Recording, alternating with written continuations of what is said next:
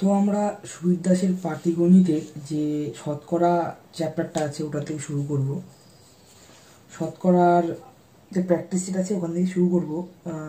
তোমাদের যদি বেসিকের দরকার হয়, মানে যদি বেসিক একটা এক্সট্রা ভিডিও দরকার, তাহলে কমেন্টে বলে দিতে পারো।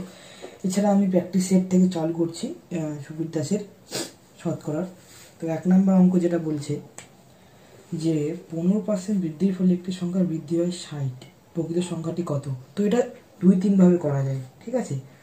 তো প্রথমে টাইম বাঁচানোর জন্য যেটা হয় সেটা প্রথমে করছি।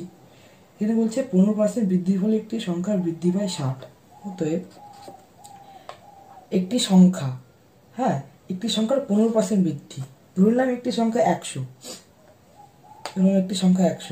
নাম্বার 100। এবার বলছে সংখ্যাটির 15% বৃদ্ধির ফলে সংখ্যাটির বৃদ্ধি হয় 60। ধরলাম যে সংখ্যাটি 100 থেকে বেড়েছে 115, বাড়লো 115।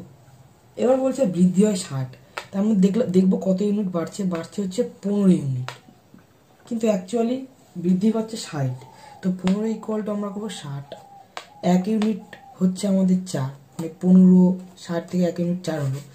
এবার বলছে প্রকৃত সংখ্যাটি কত? এবার প্রকৃত সংখ্যাটি মানে যে নাম্বারটা আমরা ধরেছিলাম 100, অতএব প্রকৃত সংখ্যাটি হচ্ছে 1 ইউনিট ইকুয়াল টু যদি 4 হয়, তাহলে প্রকৃত সংখ্যা মানে 100, তাহলে 100 ইউনিট ইকুয়াল টু কত হবে? 400। অতএব আমাদের প্রকৃত সংখ্যাতে 400। এটি খুবই শর্টকাট এবং সিম্পল উপায়।